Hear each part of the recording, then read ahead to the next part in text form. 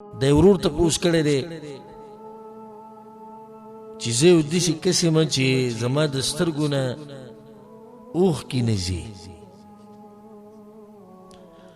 نو څنګه به زما د سترګو نه اوښکې لاړې شي د الله د یرې نه؟ او زه غواړم چې زما د سترګې په دغه حدیث کې راشي چې رسول صلی الله علیه وسلم وایي چې دوه سترګې دي د جهنم اور به ورته نه ورسي. یو یې ذکر کړی د عین بکت من خشیة الله، او هغه سترګې چې د الله د یرې نه جاړي. نو د دې څه طریقه ده؟ الجواب دې کې شک نشتی چې ضرور الله سبحانه وتعالی به ډېر خیر اچولی چې دی په دې غم کې دی چې زما د سترګې نه اوښ کولی نه ځي. او ډېر مسلمانان منځونه نه کوي او فرض عبادت نه کوي، څه غم ورسره نه وي، د سره دا غم دی زما د سترګې نه اوښ کولی نه شي. دلیل دی په دې باندې چې د سائل له زړه ژوندی دی، شوق یې د الله دین سره.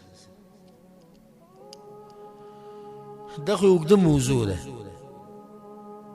چې هغه کم اسباب دي او کمې خبرې چې د هغې د لاسه د سترګو نه اوښکې ځي.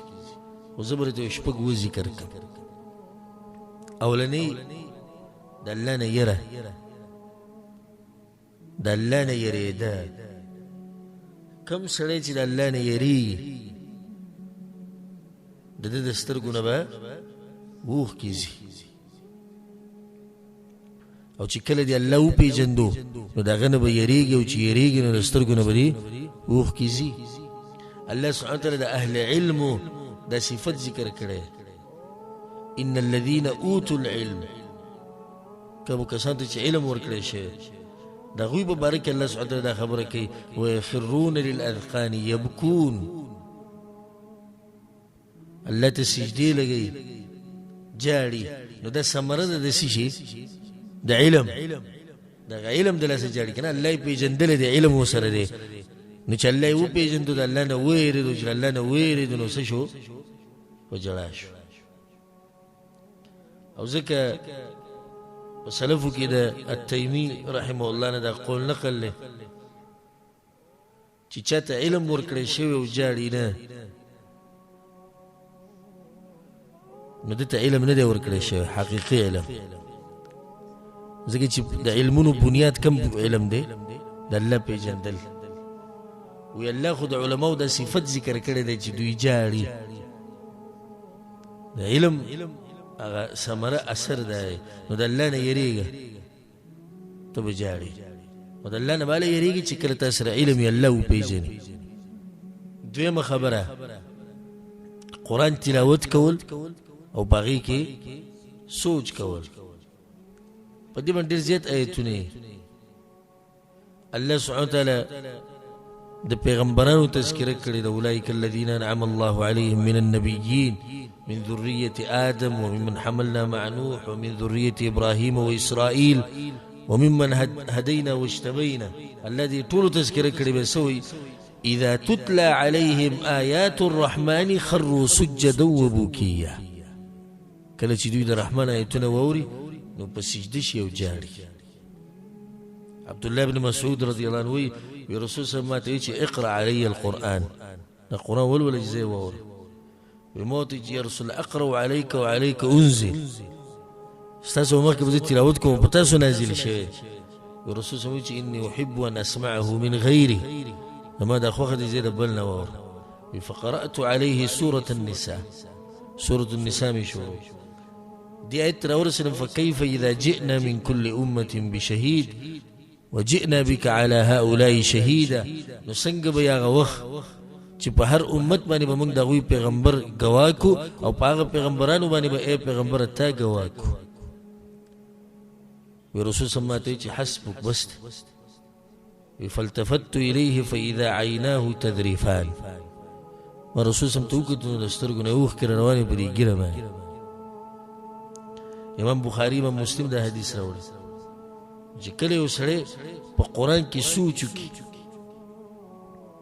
نو دی به جاړي. خو هله به جاړي چې د قرآن خو پوهېږي که نه، نو قرآن تلاوت هغې باندې پوهېده په هغې کې سوچ کول د دې د لاسه د انسان د سترګو نه اوښکې شي. درېیمه خبره چې تا ته اجر معلومي چې د دې جړا څومره اجر دی. دا مې یو اهمه خبره. ابو هريره رضی الله عنه روایت دی، امام ترمذی امام نسائی راوړی، رسول صلی الله علیه وسلم لا یلج النار رجل بكى من خشیة الله. هغه سړی به جهنم ته نه ځي، اور به ورته نه رارسي کوم سړي چې جړلي د الله د یرې نه حتی یعود اللبن فی الضرع، تر دې چې د پۍ د غولانځو ته واپس شوي نه وي، چې د پۍ واپس شي نه دي واپس شي، ځکه دا خبره ځکه دی به نه ځي جهنم ته. هغه خو معروف حدیث ته صحیح بخاري صحیح مسلم کې چې اووه کسان به د عرش په سوري کې، یو پکې څوک دی؟ ورجل ذکر الله خالیا ففاضت عینه. یو سړی د الله ورته یاد شو یوازې ویې جړل، یوازې جړه د دې خو بیا ځان لا سري. مخامخ جړه کیدی شي او کیدی شي د الله لپاره خالص او کیدی شي دې کې صحیح ریاکاري، خو ځان له یوازې د الله د یاري نه جړه کول دا واضح خبره چې دا د الله د یاري نه ده او اخلاص پکې. څلورمه خبره په دې خپل حال کې سوچ وکړه او دې ګناهونو ته سوچ وکړه او بیا دې ته سوچ وکړه چې الله ته به مخامخ کېږي. دې د لاسه انسان د سترګو نه اوښکې ځي. نیکان خلک د دین مشران سحر ماښام به هغوی جړل، چا به دې تپوس وکړو ولې؟ وایي زه یېرېږم چې الله ما په دې ګناهونو ویني او زه ورته مخامخ شم او ما ته وایي چې اخوا شه ورک شه. سفیان رحمه الله مبارک راځي ابه ډېر زیات جړل، چا به دې تپوس وکړو ته ولې جاړې؟ وایي داسې نه چې الله رانه د مرګ په وخت کې د ایمان واخلي، الله رانه چېرته د ایمان وانخلي، یعنې په دې یره کې دی. او څومره اوچت انسان دی هغه په دې یرې خلکو ته ولې جاړي؟ وایي جاړم پر خپل ایمان باندې چې مرګ په وخت کې چېرته ګډوډ نه شي. اسماعیل ابن زکریا رحمه الله د ده ګاونډي چې کوم حبیب ابن محمد د هغه مبارک وایي سحر به ما د ده جړه اورېده او د شپې به مې اورېده. نو کور ته ورغلم، ما یې تپوس وکړو د دې ښځې نه مې ورله تپوس وکړو چې ستا د خاوند له څه چل دی؟ وایي ما ته یې وایي چې په الله مې د قسم یې هغه جاړي د دې د لاسه ما دې تپوس کړی چې سحر کې نو جاړي وي پته نه شي چې ماښام به رمه راځي او که نه، او چې ماښام شي نو جاړي وي پته نه شي چې سحر به رمه راځي او که نه. د الله ملاقات به ورته رایاد شو. یزید الرقاشي رحمه الله چا ورته وویل دا اور صرف ستا دپاره جوړ شوی ته دومره جاړې، یعنې خلکو ته غوسه شو دومره به یې چل دا اور جو صرف ستا دپاره دی. نو هغه ورته ووي جواب به یې ورکړو، وی اور پیدا شوی یم زما او زما په شان خلکو دپاره او پیریانو او انسانانو دپاره دی، نو یره ته پکار دی، ځکه چې دې ته خو به یا انسانان دي او یا به ورته پیریان دي، نو زموږ دپاره شکر. عطاء السلیمی رحمه الله ډېر زیات به یې جړل، چا تپوس وکړي ولې ډېر جاړي؟ ورته وایي ویحک تباش چا چې تپوس وکړي الموت فی عنقي، مرګ زما په غاړه دی، والقبر بیتی قبر زما کور دی، وفي القيامة موقفي او قیامت پر ورځ الله ته مخامخ کېده ودرېده دي، وعلى جسر جهنم طريقي او د جهنم په پل باندې تېرېده دي، لا ادري ما يصنع بي، او دا راته پته نه چې څه به کېږي، نو جاړم به نه. دا ټولې جړه خبرې دي چې مرګ راته پروت دی، قبر مې کور دی او قیامت پر ورځ الله ته ودرېده دي، په پل سیرت باندې تېرېده دي او پته راته نه شي چې کېږي به څه، نتیجې دا ده چې جاړې به. امام حسن بصري رحمه الله مبارک راځي چې یو ورځ د شپې راپاڅېدو په جړا شو، سم په جړا شو، د خوب نه راپاڅېد په جړا شو، نو هغه کور والا هغه سره په جړا شو، په ده باندې زړه وسوځېد. به دې ته اوسو کو تا خو ډېر زیات وجره ولي یو ګناه راته راغلی شوی و ما کړی و مخکې د هغه یېرې نه مې وجړل چې الله له به څه جواب ورکړو تمیم الداري رضی الله مبارک راځي چې یو ورځ دا آیت تلاوت کو ام حسب الذين اشترحوا السيئات ان نجعلهم كالذين امنوا وعملوا الصالحات آیا دغه خلکو دا ګمان دي کم چې ګناونه کوي چې موږ به دوی د نیک عمل خلکو په شان کو یو شان به ګڼو وی د سهار پورې دا آیت وجړل یعنی ځان ورته ګناهګار ښکاري حذیفه ابن الیمان رضی الله عنه به ډېر زیات جړل چا ته اوسو کو ولې جاړي وی پته راته نشتی چې ملاقات د الله سره کوم خو پته نشي چې الله راضي دی او که ناراضه دی سعد بن الاخرم هغه وی زید عبد الله بن مسعود رضی الله سره یو پیر روانو ما او د ور په یو بټۍ باندې تیر شو چې وسپنه پکې ویلې کوله نغه وسپنه چې راوغسته عبد الله بن مسعود وګدو بجړا شو سمې وجړ خلکو ته ولې جاړي ابو عبدالرحمن وی چې وسپنه سره دا حل کوي زموږ سره به څه حل کوي چې کله انسان ته خپل ګناونه یاد یو په دې کې سوچ کوي او په خپل حال کې دی جاړي پنځمه خبره